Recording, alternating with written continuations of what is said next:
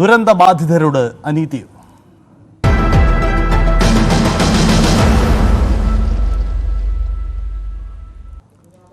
മുണ്ടക്കൈ ചൂരൽമല പുനരധിവാസത്തിന് അനുവദിച്ച 529 കോടി വായ്പ ഒരു മാസത്തിനുള്ളിൽ ചെലവഴിക്കണമെന്ന കേന്ദ്ര നിബന്ധനയ്ക്കെതിരെ ശക്തമായ പ്രതിഷേധമാണ് ഉയരുന്നത്. കേരളത്തെ വെല്ലുവിളിക്കുന്നതും പരിഹസിക്കുന്നതുമാണ് കേന്ദ്ര സമീപനമെന്ന വിമർശനമാണ് ഭരണ പ്രതിപക്ഷങ്ങൾക്കുള്ളത്. ഗ്രാന്റ് ചോദിച്ച കേരളത്തിന് വായ്പ മാത്രം നൽകിയതിനും പ്രതിഷേധമുണ്ട്. അതേസമയം പ്രതിസന്ധി മറികടക്കാനുള്ള വഴി തേടുകയാണ് സർക്കാർ. വിവിധ വകുപ്പുകളിലൂടെ ചെലവഴിക്കേണ്ട തുകയായതിനാൽ ഇക്കാര്യം ചർച്ച ചെയ്യാൻ തിങ്കളാഴ്ച വകുപ്പ് സെക്രട്ടറിമാരുടെ യോഗം വിളിച്ചു ചേർക്കാനാണ് നീക്കം. എന്തായാലും സുപ്രധാനമായ ആലോചനകൾ ആ തരത്തിൽ നടക്കുകയാണ്. ഇതിനിടയിലാണ് സംസ്ഥാന BJP നേതൃത്വത്തിന്റെ പ്രതികരണം. മാർച്ച് 31, അതായത് സാമ്പത്തിക വർഷത്തിന്റെ അവസാന ദിവസം എന്നത് അല്പം കൂടി നീട്ടിത്തരാനുള്ള സാഹചര്യം, അതിലേക്കായിരിക്കാം ഒരുപക്ഷെ കേരളത്തിന്റെ നീക്കങ്ങൾ നടക്കുക. അതിന്റെ അപ്രായോഗികത ചൂണ്ടിക്കാട്ടിക്കൊണ്ടായിരിക്കും കേരളം കേന്ദ്രത്തെ സമീപിക്കുക. ഇതിൽ പ്രതിപക്ഷത്തിന്റെ പിന്തുണ കേരളത്തിൽ നിന്നുണ്ടാകുന്നു എന്ന പ്രത്യേകത കൂടിയുണ്ട്. VV അരുൺ നമുക്കൊപ്പം ചേരുന്നു. അരുൺ, 2000 കേരളം ചോദിച്ച സഹായം, അനുവദിച്ചത് 529 കോടി. അത് 50 വർഷത്തെ തിരിച്ചടവ് ആയതിനാൽ തന്നെ അതിനൊരു ഗ്രാന്റിന്റെ സ്വഭാവമില്ലെങ്കിലും കേരളത്തിന് സാവകാശമുണ്ട്. പക്ഷേ ഈ പണം ചെലവഴിക്കേണ്ട ദിവസത്തിലെ അപ്രായോഗിക, ഇതിനപ്പുറം പദ്ധതികളുടെ പ്രശ്നങ്ങളുമുണ്ട്. എന്തായാലും കേരളം ആദ്യം ഈ മാർച്ച് 31 അകം പണം ചെലവഴിക്കണമെന്ന വാദത്തെ ചോദ്യം ചെയ്യുക തന്നെയായിരിക്കുമോ കേരളത്തിന്റെ നീക്കം? അങ്ങനെയെങ്കിൽ അത് എങ്ങനെയായിരിക്കും? അതിൽ കേന്ദ്രത്തിലേക്ക് നൽകാൻ പോകുന്ന മറുപടി ഉടൻ തന്നെ ഉണ്ടാകുമോ? സഹായം ചോദിക്കുന്നു, അത് വായ്പ നൽകുന്നു. ആ വായ്പ തിരിച്ചടയ്ക്കാൻ അല്ലെങ്കിൽ വായ്പ തിരിച്ചടയ്ക്കാൻ 50 വർഷത്തെ കാലാവധിയുണ്ട്, പരിഷ്കൃത വായ്പയുമാണ്. പക്ഷേ 45 ദിവസത്തിനുള്ളിൽ ഇത് സാമ്പത്തിക വർഷം അവസാനിക്കും മുമ്പ് തന്നെ ഈ തുക വിനിയോഗിക്കണം, വിനിയോഗ സർട്ടിഫിക്കറ്റ് നൽകണം. ഇതാണ് അപ്രായോഗിക നിർദ്ദേശമെന്ന വിമർശനം ഉയരാൻ കാരണം. സംസ്ഥാനത്ത് ഒരുപക്ഷെ ഇന്നലെ ധനമന്ത്രി KN ബാലഗോപാലിനേക്കാൾ രൂക്ഷമായ ഭാഷയിൽ വിമർശിച്ചത് പ്രതിപക്ഷ നേതാവും അതുപോലെ തന്നെ കോൺഗ്രസിലെ മറ്റ് നേതാക്കളുമാണ്. AICC general secretary KC Venugopal അടക്കമുള്ളവർ. ഇത് പരിഹാസ്യമാണ്. സംസ്ഥാന ജനങ്ങളെ വെല്ലുവിളിക്കുന്നതും പരിഹാസ്യവുമാണ് കേന്ദ്ര നിലപാട്, പരിഹസിക്കുന്നതുമാണ് കേന്ദ്ര നിലപാട് എന്ന വിമർശനവുമായാണ് രംഗത്ത് വന്നത്. ഏതായാലും സർക്കാർ ഈ രാഷ്ട്രീയ വർഷങ്ങൾ നടത്തുമ്പോൾ തന്നെ ഇതെങ്ങനെ ചെലവഴിക്കാം, ഈ 529 കോടി രൂപ എന്ന് പറയുന്നത് സംസ്ഥാനത്തെ സംബന്ധിച്ച് വലിയ പ്രധാനപ്പെട്ട തുകയാണ്, വലിയൊരു തുകയാണ്, പ്രത്യേകിച്ച് വയനാട് പുനരധിവാസവുമായി ബന്ധപ്പെട്ട്. അതുകൊണ്ട് തന്നെ ഈ 40 ദിവസത്തിനുള്ളിൽ ഇത് പൂർണ്ണമായും വിനിയോഗിച്ച് തീർക്കുക എന്നുള്ളത് എളുപ്പമല്ല. പ്രത്യേകിച്ചും സംസ്ഥാനത്ത് ഈ വയനാട്ടിൽ ഈ പറഞ്ഞതുപോലുള്ള പുനരധിവാസ പ്രവർത്തനങ്ങൾ അതിൻ്റെ നിർമ്മാണ ഘട്ടത്തിലേക്ക് കടക്കാത്തതും. അതുകൊണ്ട് തന്നെ ഇത് എങ്ങനെ ചെലവഴിക്കുമെന്ന കാര്യത്തിലാകും പ്രധാനമായും സർക്കാർ ആദ്യ ചർച്ച നടത്തുക. തിങ്കളാഴ്ച ഇതുമായി ബന്ധപ്പെട്ട നിർണായകമായ യോഗങ്ങൾ ചേർന്നേക്കാം. വകുപ്പ് സെക്രട്ടറിമാരുടെ യോഗം ചേരും. ധനമന്ത്രി ഇന്ന് കൊട്ടാരക്കരയാണുള്ളത്, ധന സെക്രട്ടറി ഡൽഹിയിലും. അതുകൊണ്ട് തന്നെ അത്തരം കൂടിക്കാഴ്ച ഇന്ന് നടന്നിട്ടില്ല, ഇന്നലെയും നടന്നിട്ടില്ല. അതിന് വൈകിട്ടോടുകൂടിയാണ് ഈ ഒരു വിവരം സർക്കാരിന് ലഭിക്കുന്നത്. അതുകൊണ്ട് തന്നെ തിങ്കളാഴ്ച ഇതുമായി ബന്ധപ്പെട്ട് നിർണായക ചർച്ചകൾ നടക്കും. ഒരുപക്ഷെ ചീഫ് സെക്രട്ടറി അധ്യക്ഷതയിൽ തന്നെ വകുപ്പ് സെക്രട്ടറിമാരുടെ യോഗം ചേരും. മന്ത്രിസഭാ യോഗം വിഷയം ചർച്ച ചെയ്യും. എങ്ങനെ ഇത് ഉപയോഗിക്കാനാകും? പ്രധാനമായും ഇതിൽ ഈ തുക ചെലവഴിക്കേണ്ടത് പൊതുമരാമത്ത്, ജലവിഭവ വകുപ്പുകളാണ്. കെട്ടിടങ്ങളുടെ നിർമ്മാണവും മറ്റുമാണ് പ്രധാനമായും ഇതിൽ ഉൾപ്പെടുത്തിയിട്ടുള്ളത്. അതുകൊണ്ട് തന്നെ ഇതെങ്ങനെ ചെലവഴിക്കുന്ന കാര്യത്തിൽ ഈ വകുപ്പുകളുടെ തീരുമാനം വളരെ പ്രധാനപ്പെട്ടതാണ്. പരമാവധി തുക ചെലവഴിക്കാൻ ശ്രമിക്കും.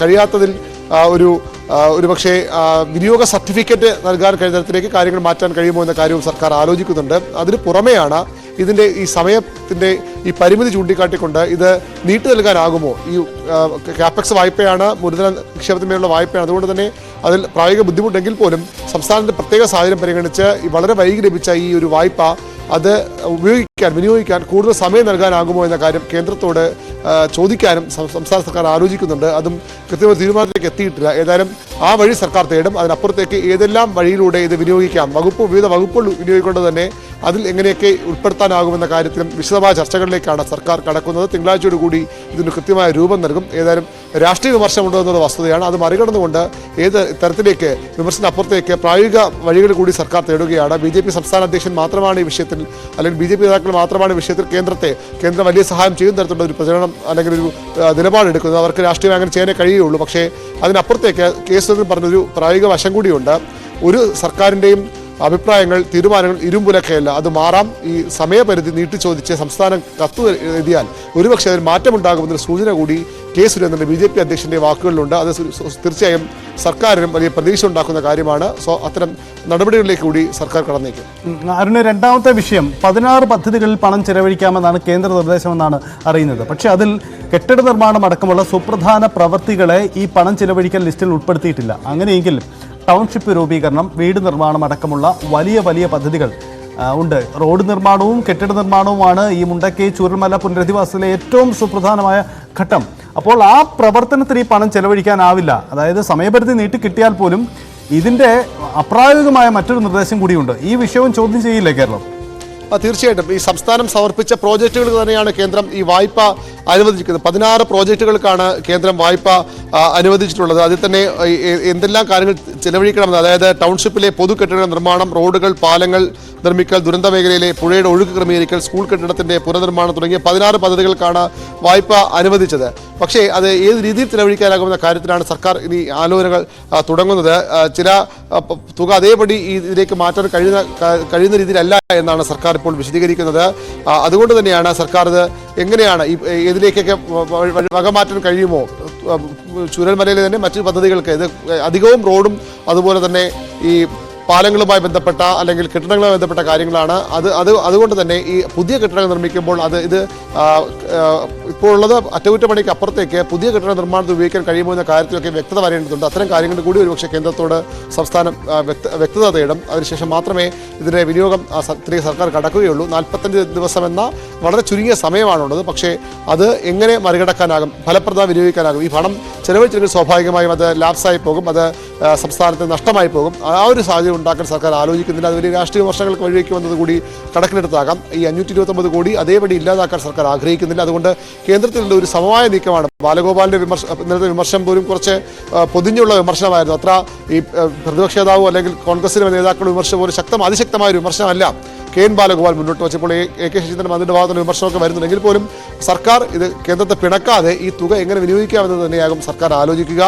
കേന്ദ്രത്തിൻ്റെ ഭാഗത്തുണ്ടായത് ഒരു തെറ്റായ സമീപനമെന്ന് പൊതുവിരോധത്തിൽ സംസ്ഥാന സർക്കാരിനുമുണ്ട്. അപ്പോഴും കേന്ദ്രത്തെ കടന്നാക്രമിക്കാതെ ഏതെങ്കിലും വഴിയിലൂടെ ഇത് കേന്ദ്രത്തിന് കൂടി ഒരു സമവായ ശ്രമത്തിലൂടെ വിനിയോഗിക്കാൻ കഴിയുമോ എന്നാണ് സർക്കാർ ഇപ്പോൾ ആലോചിക്കുന്നത്. വളരെ പ്രധാനപ്പെട്ട നീക്കമാണ്. കാരണം ഈ വിഷയത്തിൽ കേന്ദ്രത്തെ കടുത്ത ഭാഷയിൽ വിമർശിക്കുക എന്ന രാഷ്ട്രീയ നിലപാടെടുക്കുന്നതോടൊപ്പം തന്നെ കേന്ദ്ര സഹായം ഇനിയും കേരളം പ്രതീക്ഷിക്കുന്നതുകൊണ്ട് അത്തരം നിലപാടെടുത്ത് തന്നെ മുന്നോട്ട് പോവുക എന്നതാണ്. അരുണ്, ഇപ്പോഴത്തെ ഈ കേന്ദ്ര സഹായത്തിൻ്റെ പശ്ചാത്തലത്തിൽ 529 കോടി രൂപ സംസ്ഥാനത്തിന് ഈ പുനർനിർമ്മാണത്തിന് വേണ്ടി ലഭ്യമാക്കാൻ വേണ്ടി ഏതു തരത്തിലുള്ള ആലോചനകളാണ് സർക്കാർ തലത്തിൽ, ഉദ്യോഗസ്ഥ തലത്തിൽ നടക്കുന്നത്? കാരണം കേന്ദ്രവുമായുള്ള കത്തിടപാടുകൾ നടക്കേണ്ടതുണ്ടല്ലോ. ഇനിയിപ്പോൾ തിങ്കളാഴ്ച, നാളെ ഞായറാഴ്ചയാണ്, ഇനി തിങ്കളാഴ്ച മാത്രമായിരിക്കും അത് സാധ്യമാവുക. അങ്ങനെയെങ്കിൽ എന്ത് പ്രധാനപ്പെട്ട യോഗങ്ങൾക്കാണ് സാധ്യത? അതുമായി ബന്ധപ്പെട്ട് പ്രത്യേക മന്ത്രിസഭാ യോഗം പോലെയുള്ള പുതിയ സാധ്യതകളിലേക്ക് സർക്കാർ കടക്കുമോ? വകുപ്പ് സെക്രട്ടറിമാരുടെ യോഗമാണ് ചേരാൻ ഇപ്പോൾ സർക്കാർ ആലോചിക്കുന്നത്. കാരണം വിവിധ വകുപ്പുകളിലായാണ് ഈ പണം അനുവദിച്ചിട്ടുള്ളത്. വിവിധ വകുപ്പുകളാണ് ഈ പണം ചെലവഴിക്കേണ്ടത്. ഏതെങ്കിലും ഒരു വകുപ്പ് മാത്രം ചെലവഴിക്കേണ്ട തുകയല്ല ഇത്. അതുകൊണ്ട് ഈ വകുപ്പ് സെക്രട്ടറിമാരുടെ യോഗം വളരെ പ്രധാനപ്പെട്ടതാണ്. ഒരുപക്ഷെ ചീഫ് സെക്രട്ടറി തന്നെ അത് ചെയ്യും. ചീഫ് സെക്രട്ടറി അധ്യക്ഷതയിൽ വകുപ്പ് സെക്രട്ടറിമാരുടെ യോഗം ചേർന്ന് ഇത്തരം കാര്യങ്ങളിൽ തുറച്ച ചർച്ചകൾ നടത്തും. ഇതെങ്ങനെ വിനിയോഗിക്കാം? ഈ പദ്ധതി നിർവഹണത്തിൻ്റെ അവസാന ദിവസങ്ങളാണ്, സംസ്ഥാനത്തെ സാമ്പത്തിക വർഷ അവസാനമാണ്. അതുകൊണ്ട് തന്നെ ഏതെങ്കിലും പദ്ധതിയുമായി ഇത് ചേർത്ത് വയ്ക്കാൻ കഴിയുമോ? ഈ തുക അതിലേക്ക് മാറ്റിയിട്ട് വിനിയോഗ സർട്ടിഫിക്കറ്റ് ലഭ്യമാക്കാൻ കഴിയുമോ? അങ്ങനെ വിനിയോഗ സർട്ടിഫിക്കറ്റ് നൽകി കുറേ തുകയെങ്കിലും ആ രീതിയിൽ വിനിയോഗിച്ചു എന്ന് കേന്ദ്രത്തെ ബോധ്യപ്പെടുത്താനാകുമോ തുടങ്ങിയ കാര്യങ്ങളാണ് ആലോചിക്കുന്നത്. ഓരോ വകുപ്പിൽ നിന്നും അതിനുള്ള പ്രപ്പോസലുകൾ സ്വാഭാവികമായി ഉണ്ടാകും. ഓരോ വകുപ്പ് സെക്രട്ടറിമാരുടെ നിലപാടുകളും വളരെ പ്രധാനപ്പെട്ടതാകും. അതുകൊണ്ടാണ് വകുപ്പ് സെക്രട്ടറിമാരുടെ യോഗം ചേരുന്നത്. മന്ത്രിതലത്തിലും സ്വാഭാവികമായി ചർച്ചകൾ ഉണ്ടാകും. ബുധനാഴ്ച മന്ത്രിസഭായോഗം ചേരും. അതിന് മുന്നോടിയായ മന്ത്രിസഭായോഗം ചേരുമോ എന്ന കാര്യത്തിൽ വ്യക്തതയില്ല. ഈ ഒരു തുക എങ്ങനെയൊക്കെ ഫലപ്രദമായി വിനിയോഗിക്കാവുന്ന കാര്യത്തിൽ തന്നെയാണ് സർക്കാരിൽ ചർച്ചകൾ നടക്കുന്നത്. സൂചിപ്പിച്ച പോലെ തിങ്കളാഴ്ചയാകും ഏറ്റവും പ്രധാനപ്പെട്ട ദിവസം. തിങ്കളാഴ്ചയാകും മന്ത്രിമാരും വകുപ്പ് സെക്രട്ടറിമാരും ഒക്കെ ഒരുമിച്ച് കാണുകയും ഇതുമായി ബന്ധപ്പെട്ട കൂടുതൽ ചർച്ചകൾ നടക്കുകയും ചെയ്യും. ഇതിനകം തന്നെ മന്ത്രിയും വകുപ്പ് സെക്രട്ടറിയുമായൊക്കെ ഇടപെടൽ നടത്തുന്നുണ്ട്. കത്തിടപാടിൻ്റെ കാര്യത്തിലടക്കം മുന്നോട്ട് പോകണം, ഏതൊക്കെ രീതിയിൽ ഇത് മുന്നോട്ട് കൊണ്ടുപോകാമെന്ന കാര്യത്തിലും ചർച്ചകൾ സജീവമായി തന്നെ നടക്കുന്നുണ്ട്. തിങ്കളാഴ്ച ഇതിൻ്റെ ഒരു ഔദ്യോഗിക ഫോർമാറ്റിലേക്ക് ചർച്ചകൾ മാറും. കേന്ദ്രത്തെ സമീപിക്കുന്നതും മന്ത്രി നേരിട്ട് പോയി കാണുകയോ അല്ലെങ്കിൽ കത്തിടപാടുകളിലൂടെ കേന്ദ്രത്തെ ഇക്കാര്യം അറിയിക്കുക. സംസ്ഥാനത്തിൻ്റെ പരിമിതികൾ, പുനരധിവാസത്തിൻ്റെ നിർമ്മാണ പ്രവർത്തനം അടക്കം, അവിടെ ഭൂമി അടക്കം പൂർത്തിയായിട്ടില്ല. അതാണ് സർക്കാർ ഏറ്റവും വലിയ വെല്ലുവിളിയായി നിൽക്കുന്നത്. ഭൂമി ഏറ്റെടുത്തെങ്കിൽ തുടർ നടപടികളിലേക്ക് കടക്കാമായിരുന്നു. അതൊഴികെയുള്ള നടപടികളിലേക്ക് മാത്രമേ സർക്കാരിന് ഇപ്പോൾ കടക്കാനാകൂ. ടൗൺഷിപ്പ് നിർമ്മാണത്തിലേക്ക് നേരിട്ട് കടക്കാനാകില്ല. അത്തരം സംസ്ഥാനത്തിൻ്റെ ഇപ്പോഴത്തെ ഈ പ്രായോഗിക ബുദ്ധിമുട്ടുകൾ കേന്ദ്രത്തെ ബോധ്യപ്പെടുത്താൻ തന്നെയാകും സംസ്ഥാനം ശ്രമിക്കുക. യെസ്, അതാണ് വളരെ പ്രധാനപ്പെട്ട കാര്യം. എന്തായാലും ഈ